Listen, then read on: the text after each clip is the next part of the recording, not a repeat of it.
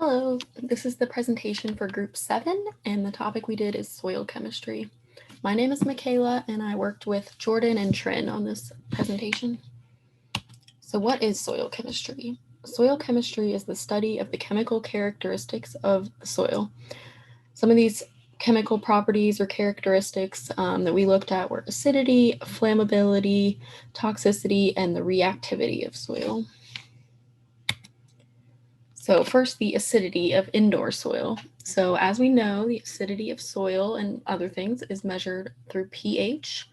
And according to almanac.com, houseplants in indoor soil have an ideal soil pH ranging from 6.0 to 7.0. Next up is the flammability of soil. So in this one, we compared agricultural soil to indoor potting soil. So agricultural soil is less flammable than potting soil. And the flammability of agricultural soil is mostly dependent on the dryness of the soil and some of the chemicals that are sprayed on it or mixed in with it.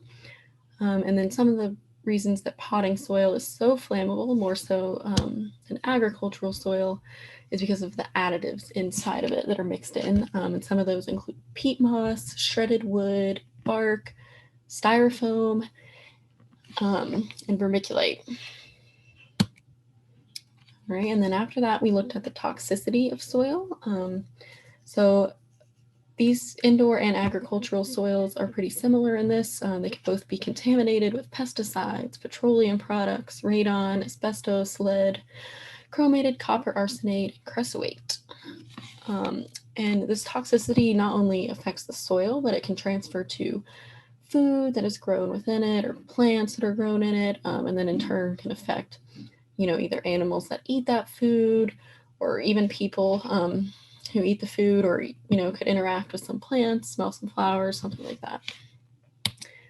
And then the last chemical property that we looked at was the reactivity of soil.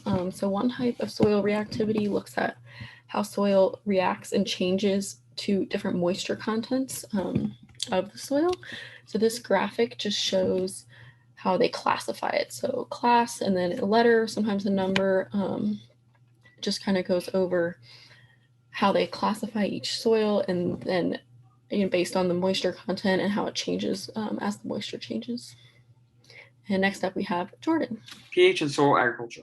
pH is very important because it controls many biochemical and chemical processes operating within the soil. It is a measure of acidity or alkalinity. It regulates plant nutrient availability by controlling and influencing nutrients and their chemical reactions. This means soil and crop productivities are linked to pH. The ideal pH for most agriculture is between 5.5 and 7.5. Ion exchange in soil agriculture. Ion exchange is the movement of cations, positive charged elements, and anions, negative charged elements, through the soils. The total amount of positive charges that the soil can absorb is cation exchange capacity, or CEC. CEC impacts how quickly nutrients move through the profile. Soils with low CEC are much less fertile because they can't hold as many nutrients. Absorption in soil agriculture. Soils can capture different nutrients with ions. Absorption is the process where one substance takes up another. Soils with high absorption can take up extra environmental contaminants like phosphorus. Absorption can cause precipitates to be formed by nutrients or chemicals in the soil, transforming them into a solid. Okay, let's talk about the precipitation of the soil agriculture. So agriculture production depends on weather. Rainfall can either encourage growth or develop crops.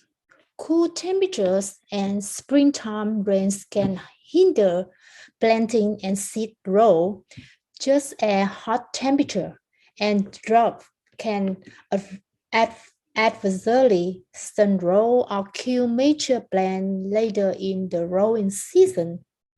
Soil is also greatly affected by rainfall.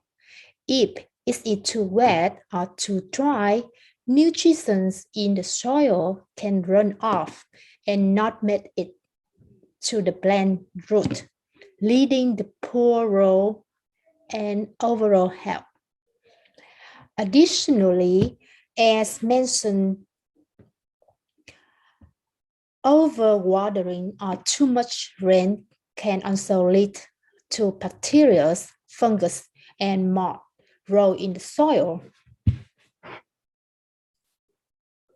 So when the climate change really impact on soil, especially adaptation, mitigation, and soil fertility and productivity, and it's in fact to the soil development as well. Let's talk about the oxidation and reduction in soil culture, in soil agriculture.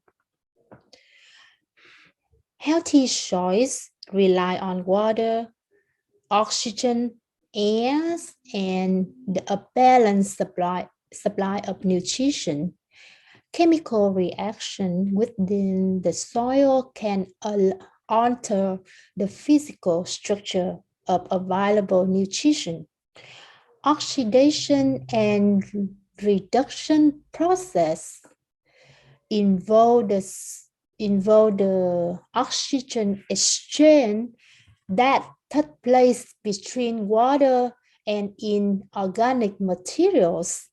These changes affect available nutrition supply. So the reaction of oxidation and reduction happen in the soil can make the soil have different color. So the red color, they have very poor nutrition, low chroma color. Let's talk about the organic matter interaction in soil agriculture.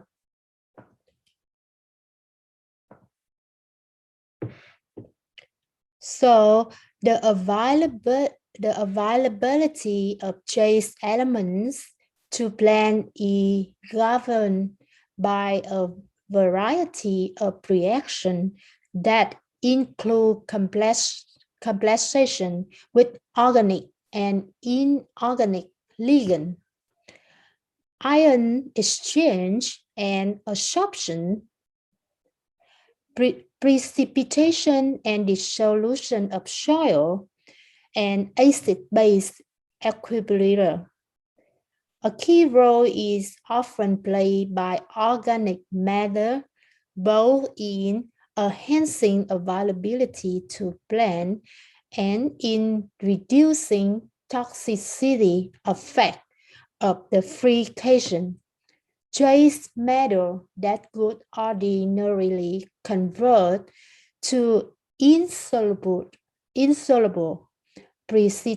precipitate at the pH found in many soil are undoubtedly maintained in solution to chelation. So the base acid and base equilibrium in organic matter interaction as well. And here is the sources that we found to make this PowerPoint. You can click on there and it's go to direct to the website. Thank you for watching.